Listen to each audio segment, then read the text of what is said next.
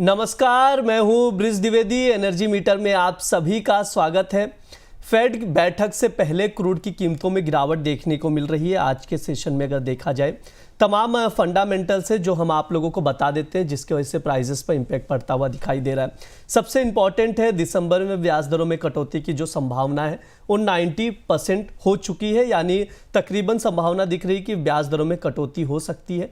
अगर ऐसा कुछ होता है तो उसका इम्पैक्ट हम लोग प्राइसेस पे देखेंगे। इसके अलावा इराक ने पश्चिमी कुरना सेकेंड तेल क्षेत्र में उत्पादन बहाल करने का कदम उठाया है। इसके अलावा यूरोपियन यूनियन के जो नेता हैं, यूरोपियन नेता हैं, उन्होंने लंदन में यूक्रेन के जेलेंस्की से मुलाकात भी की है। लगातार हम लोग देख भी रहते हैं, अनसर्टेनिटी का माहौल है, जियोपॉलिटिकल टेंशन है। इस बीच इस मुलाकात को काफ़ी पॉजिटिव लिया जा रहा है। इसके चलते क्रूड के प्राइसेस पर दबाव बना हुआ है।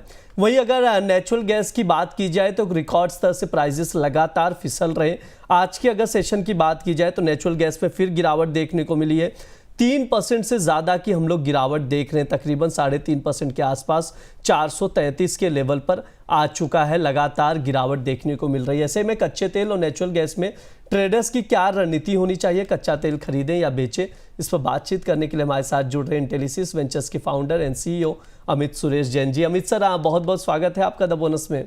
Thank you so much sir, good afternoon sir. तमाम फंडामेंटल्स और फैक्टर्स का जिक्र मैंने शो के स्टार्टिंग में ही कर दिया है। क्रूड को लेकर प्राइजेस लगातार कूल ऑफ होते हुए दिख रहे हैं, नरमी दिख रही है। क्रूड ऑयल में 5300 के करीब ट्रेड कर रहा है MCX पर। ब्रेंट देखें या WTI क्रूड देखें तो डाउन साइड ही है प्राइजेस। सर, ट्रेडर्स को क्या सजेशन देंगे, क्या रणनीति बनानी चाहिए इस वक्त?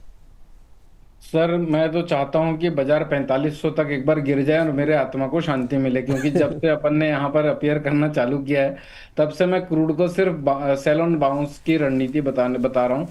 अल्टीमेटली बाजार 5656 को तोड़ नहीं पा रहे हैं। यही आंकड़े मैं पिछले 3 महीने से यहाँ पर आप लोगों के सामने रख रहा हूँ, और 5030 के नीचे जा नहीं पा रहे हैं।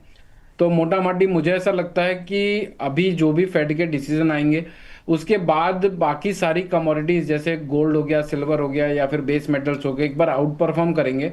और वो टाइम पर क्रूड ऑयल में डिस्ट्रीब्यूशन होगा, यानी जब हर जगह तेजी होगी, जब हर जगह नीले नीले नीले निशान होंगे, नया हरा नीला आसमान होगा, तब क्रूड ऑयल में डिस्ट्रीब्यूशन होगा। और जब बाकी चीजें करेक्ट करना चालू करेंगी, तब हो सकता है मेरी आत्मा को संतुष्टि देने के लिए क्रूड ऑयल 4500 तक गिरे।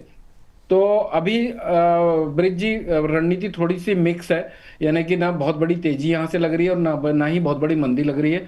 क्रूड ऑयल अगर शॉर्ट टर्म में 5215 5220 के आसपास मिले तो बाय करना चाहिए, एक छोटे से स्टॉप लॉस से 5199 के। टारगेट वहां से वापस से बाउंस में 5300 और 5350 तक के देखने को मिल सकते हैं। अभी भाव चल रहा है 5301 रुपए का। यहाँ पर ऑन द कॉन्ट्ररी एक सेल की भी रणनीति है। आज का है 5316 रुपए का। 5348 5353 के आसपास मिले तो वहां सेल करना चाहिए 5376 रुपए के स्टॉप लॉस से। 5300 और 5230 तक के टारगेट एक्सपेक्ट कर सकते हैं। तो मोटा मोटी ब्रॉडर व्यू की अगर मैं बात करूं तो 5350 और 5200 का मंदा नहीं लगता, 5400 का तेज नहीं लगता। हायर लेवल पे सेल करना है, लोअर लेवल पे बाय करना है। यहां पर सेंटर लेवल पे थोड़ा सा अवॉइड करना चाहिए बाजार को। जी बिल्कुल। जो सर की ओर से राय दी जा रही है, ट्रेडिंग कॉल्स दिए गए, वो वापस से मैं दोहरा दे रहा हूँ। सिंपल है, बाय ऑन डिप की स्ट्रैटेजी रखनी है, सेल ऑन राइस की स्ट्रैटेजी रहनी है।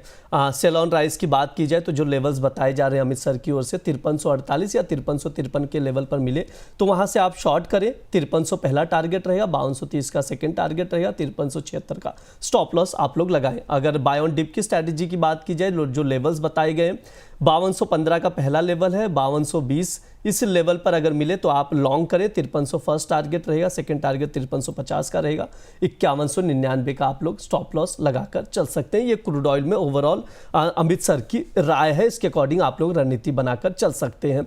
सर, अब नेचुरल गैस की ओर रुख कर लेते हैं। प्राइजेस लगातार गिरावट देखने को मिल रही है। पिछले सेशन की अगर बात की जाए मंडे की, तो वहां पर हमने 5 से 6% की गिरावट देखी।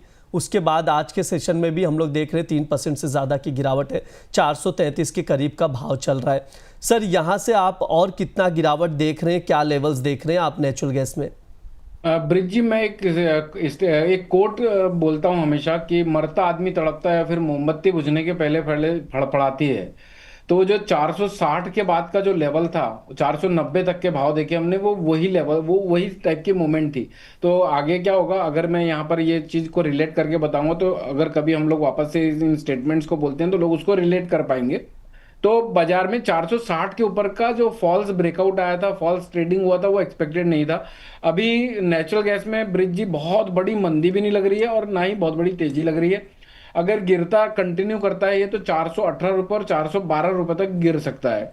ऑन द कॉन्ट्ररी मुझे ऐसा लगता है 451 का एक ऐसा आंकड़ा है, 451, जो यहाँ से 20 रुपये ऊपर है। ये थोड़ा सा मैग्नेटिक लेवल की तरह काम कर सकता है कि अगर बाजार गिरते हैं तो वापस से अपनी तरफ एक खींचने की कोशिश करे। और आगे हमें थर्सडे को नाइट को हमें इन्वेंट्री डेटा भी रिलीज होता हुआ नजर आएगा, और इन्वेंट्री डेटा मोर और लेस माइनस में ही होके आएगा, और उसी की उम्मीद भी रहेगी, क्योंकि वहां पर अभी कंजम्पशन डिमांड बढ़ी हुई है। तो 451 के आसपास अगर बाउंस मिलता है तो वहां पर सिर्फ सेल की अपॉर्चुनिटी रखनी चाहिए, और कोई बाय कर रहा है तो उसको 450 451 के आसपास प्रॉफिट बुक कर लेना चाहिए। अगर 400, मैंने मोटा माटी में एक आंकड़ा देता हूँ, 468 का तेज नहीं लगता है और 411 का मंदा नहीं लगता है। तो ये ब्रॉडर वे में थोड़ी इसको मिर्गी की बीमारियां लग सकती है, क्योंकि ये 10-12 रुपए की रेंज पकड़ लेती है, अचानक से 10-12 रुपए बढ़ती है और अचानक से दूसरे दिन 10-12 रुपए टूट जाती है। ट्रेडिंग के लिहाज से ब्रिज जी मुझे ऐसा लगता है अभी 433.40 का भाव चल रहा है। 433 434 के आसपास मिले तो एक बाय साइड का अपॉर्चुनिटी बनता है, मोमेंटम ट्रेड है, शॉर्ट टर्म ट्रेड है। 429.90 के स्टॉप लॉस से वापस से बाउंस में 440 और 444 तक का बाउंस देखने को मिल सकता है। ये 24 आवर्स के लिए वैलिड होगा ये कॉल। जी बिल्कुल, नेचुरल गैस में खरीदारी की सलाह दी जा रही। करंट लेवल से आप लोग खरीदारी करके चल सकते हैं 445 440 445 के टारगेट के लिए। सर एक सवाल था मॉर्निंग के सेशन में आ रहा था, मैं चाहूँगा आप शॉर्ट में ही जवाब दीजिएगा। कहना था कि जो यूज़र था, जहाँ पर सवाल पूछा था, जो व्यूवर्स थे, उनका सवाल यही था कि सिल्वर में लॉन्ग करके बैठे थे, उनका एक्सपेक्टेशन था कि 500 के ऊपर हम लोग और अच्छी खासी रैली देखेंगे। वो लॉन्ग करके बैठे थे, बहुत ज़्यादा गिरावट आ गई, लॉस में है, इस वक्त समझ नहीं पा रहे हैं क्या करना चाहिए।